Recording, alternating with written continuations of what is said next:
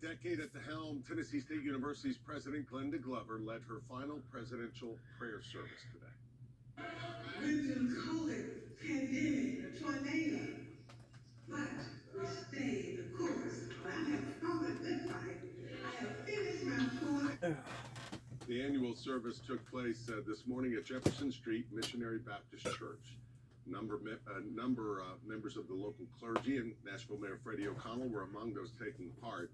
Glover has led the school since January of 2013, announced she will retire after this academic year. She hasn't said what might be next. A major new development is headed to one mid-state community, and it appears to really have something for everyone. It's called Golden Bear Place and was just given preliminary approval by Mount Juliet commissioners. The project will be located at Beckwith Road and Golden Bear Gateway, right there at I-40.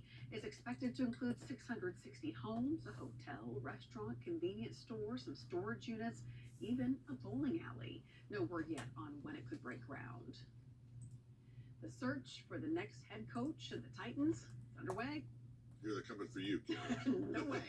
The team, of course, fired, shockingly, a lot of people, Mike Vrabel Tuesday following that 6-11 season. Now the attention turns to GM Rand Carthon to see who's next. Our Steve Lehman has a look at the search ahead. 24 hours after parting ways with Mike Vrabel, the work begins at Ascension St. Thomas Sports Park to find his replacement. General Manager Rand Carthon's been on the job for less than a year, but now begins his first ever head coaching search, along with assistant GMs Chad Brinker and Anthony Robinson. There will be, areas in which, I'll take more of an out front approach. I know there are a couple candidates that I have relationships with, and I want to be able to run an unbiased process, and so that's going to require more people to be in the room. The search will also involve Amy Adams Strunk, who made the decision to fire Vrabel Tuesday and will now look for her third coach in 8 years as controlling owner. Cast a wide net. Take your time. We're going to work to get it right. Both Adam Strunk and Carthon said they have a vision for how the Titans will look in the future, but declined to define what that vision is for now. It's not the time to share that vision today. Because I think as we go through this process, we need to make sure that we have the right person aligned with that. I have high expectations, and I'll never apologize for that. These fans deserve a championship brought to the city. That's what we're going to work towards. Despite back-to-back losing seasons, Adam Strunk believes the Titans' future remains bright, saying we have Rand in place as GM, a rookie quarterback in Will Levis, the 7th pick in this year's draft, and the most salary cap space in the league. We want to win, and I believe we can do it sooner rather than later. At Ascension St. Thomas Sports Park, Steve Lehman, News Channel 5 Sports. Let's do it, right? We'll see. Fingers crossed. Fireworks at our nation's capital. Yeah, after the break, Hunter Biden made a surprise appearance during a House Oversight Committee meeting. And a high school student put in a medically induced coma over a really common infection. Her family's warning for others. Plus, how a group of local students leaving a lasting mark on their school. Thankfully, yesterday's storm off in the distance, and we get a brief break of sunshine before 2 more storm systems howl through. Details next. A little something for everyone today with our 5 Live traffic. Take a look here to Clarksville on I-24 right now. Green means go, 42-minute drive. That's about as usual. Now to Murfreesboro, though, slow down almost an hour, 56 minutes. If you are on I-65 South headed towards Franklin, a 25-minute drive. If you're headed north, there are slowdowns per usual. 27 minutes to get to the edge of Goodlettsville. Now to I-40 East, a 26-minute drive, and out to Dixon, 37. We'll be right back. I'll be here to hear what's on your mind. Take this time to talk and get it right. You know I'll be there all your life. When you need me, I'll be by your side. Little everyday conversations about the dangers of underage drinking can make a big difference in a child's life. Talk. They hear you. After more more than 3 decades, a father and stepmother have been charged in the disturbing death of a 5-year-old boy. Victor Turner and Megan Turner were arrested in their home in Lawrence County, South Carolina last night. Back in 1989, investigators in Berkeley County say Turner's 5-year-old son Justin was found dead inside of a cabinet in a camper parked at their home. An autopsy revealed the child had been sexually assaulted and strangled. Megan had previously been arrested for the little boy's death, but released due to lack of evidence. Investigators say the new murder charges are the result of hard work by cold case detectives and new technology. A dramatic day on Capitol Hill after President Joe Biden's son, Hunter, makes a surprise appearance. This happened during a House Oversight Committee meeting. Members of that committee weighing whether or not to hold the president's son in contempt of Congress. The Oversight Committee is one that's moving forward with contempt charges against Hunter Biden for refusing to comply with a congressional subpoena to testify behind closed doors. Hunter has said he would only testify in public, although congressional members say that's not his decision to make. The committees, they want Hunter's testimony as part of an impeachment inquiry into President Biden. The months-long investigation has not found direct evidence of wrongdoing by the president, but some Republicans, they want to look for more. Homeland Security Secretary Alejandro Mayorkas could soon be pushed out. Earlier today, the House Homeland Security Committee held its first impeachment hearing. Republicans have been critical of his handling of the border crisis and claim he refused to enforce the country's immigration laws and enacted policies that make Americans less safe. Democrats have blasted the move as partisan politics. If impeached, Mayorkas would be only the second cabinet official impeached in American history. A common infection has landed a Pennsylvania teenager in the hospital in a medically induced coma. She's a perfectly healthy 18-year-old who on Sunday was fighting for her life.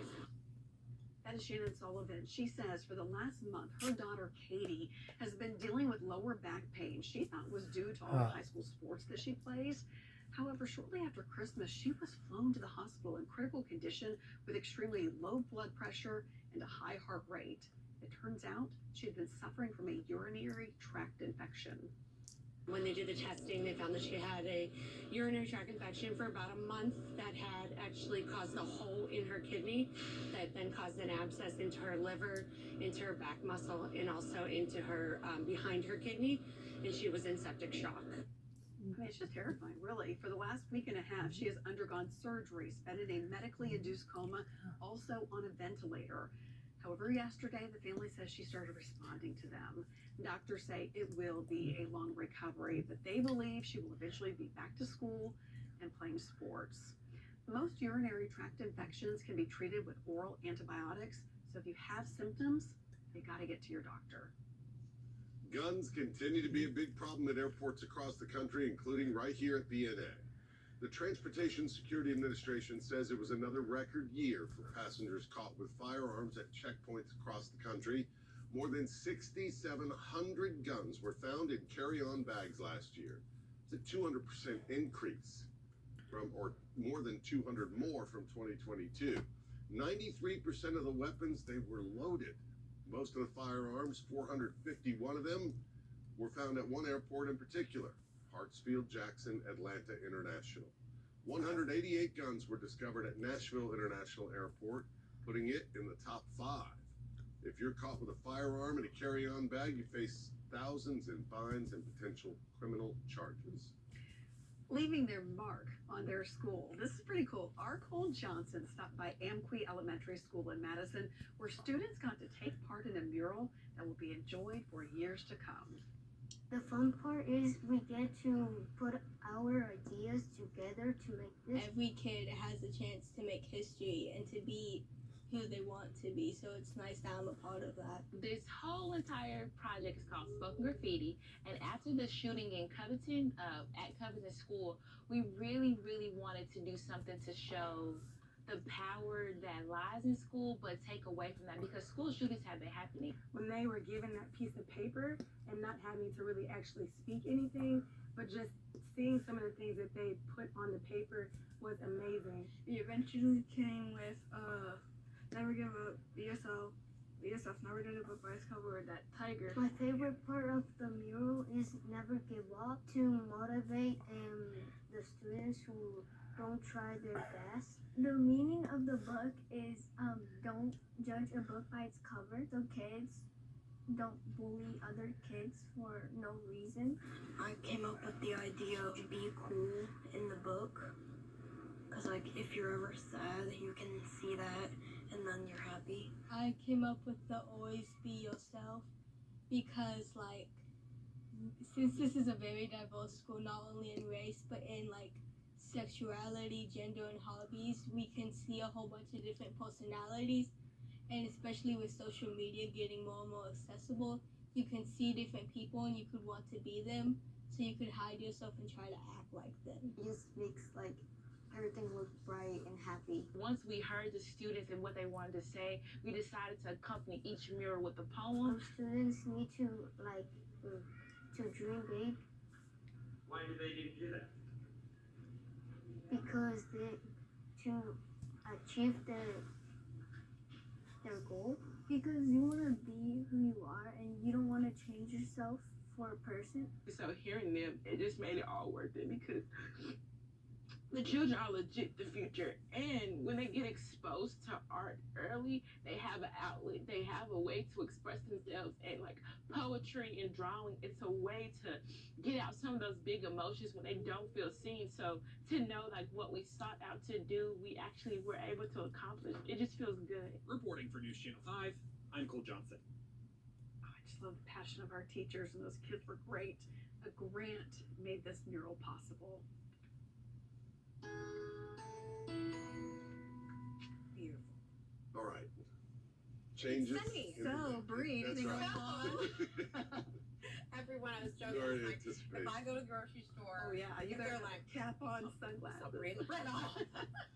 Leland's in the milk. Oh my gosh, Nikki, it's gonna be all right. We are, like we were talking about for the last couple of weeks, we are in an active pattern. Yes. And there are 2 more storm systems coming down the pipeline this week. One is wet, And the other one is wintry. So we'll talk about it. I want to make sure you're prepared for this. The first one comes Friday, and it's going to be very, very similar to the one we had yesterday. So another wet, windy system. But next week, temperatures tank. And yes, flakes may fly. Good to see the sunshine today. And knowing that we've got 2 storm systems to get through, I hope you can find an excuse to feel a little bit of this on your face. 46 still feels like a pretty brisk 46 outside right now, but tomorrow we're going to climb into the 50s. Now, I'm showing you the snow watch map because Clay County called out for tomorrow and for Friday, not because of inclement weather. We did have some delays this morning out of an abundance of caution. This is illness. I hate to see that. Kiddos back to school, they're sharing germs. So Clay County had already planned to be out for the rest of this week, and Monday, of course, being MLK Day. Right now, sunshine's coming back, baby. Satellite radar is not going to be working very hard today or tomorrow, but it's going to start flexing on Friday, and it'll be flexing a little bit next week. We're in the 40s, and tonight will be a cold night. Behind yesterday's system, we're going to dip down into the 30s tonight, kind of a classic January day, especially when you look at the rest of the 7. 55 tomorrow is a bona fide heat wave compared to the rest of the 7-day forecast. We look to be getting into a situation where cold temperatures may rival Christmas of last year. Remember when we were in the single digits? That's possible by Tuesday of next week. But we're going to take these storm systems one at a time. Friday's the next one that comes down the pipeline. The key difference between Friday's storm and what we just went through is the strongest wind that we had yesterday was pre-dawn, right? It woke a lot of us up. The strongest wind and the heaviest rain on Friday is going to be during the day. So while you're trying to get the kids to school, maybe driving around for lunchtime, drive time home, 45, 50 mile an hour wind gusts and a good inch of rain. So that is an impact maker because most of us are going to be out and about. We dry off for the weekend, and then it does look like very cold Arctic air will slide in Sunday and bring the chance for some accumulating snow. It is still too soon to put totals on it. It's 5-6 days away. But I can tell you we will absolutely be cold enough for any flake that falls to stick and stick around for a couple days. So let's take a look at it. Clear tonight, southerly wind, that's our heat engine, the toasty 55 tomorrow. Friday, the bulk of the rain doesn't really start to fall until 6-7 a.m. So this would impact kind of the middle to later part of the morning commute. Very heavy rain, gusty wind around lunchtime on Friday, and then things start to taper off late day Friday. Could see a few flakes Friday night, but those wouldn't stick. We have to get to the really cold air before we see the potential for that. So let's talk about it, because that's what most folks are murmuring about for next week. At this point, I do think that a rain or perhaps a rain-snow mix may start as early as Sunday night. It is most likely that we would see those flakes fly on Monday. And look at the temperatures. 23 for your top temperature Monday afternoon, bottoms out to 5 Tuesday morning. Snow on the ground enhances that cold. The other key thing I want you to know as you look at next week is once we drop below freezing Sunday night, we don't make it back above freezing until Wednesday. So while I think the potential for snow is definitely the more exciting part to talk about, it's the long-lasting, potentially pipe-bursting cold that may be more impactful to you as we head into next week. You know we've got it well covered. Stay with us. You may think your home's crawl space is okay, but chances are it's not.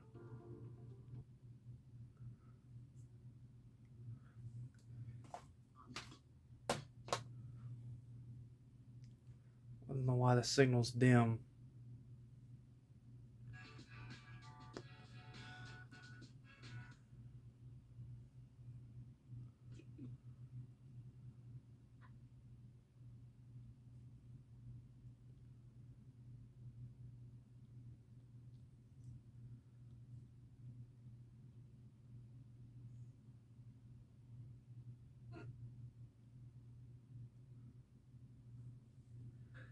And I had my chemistry teacher as my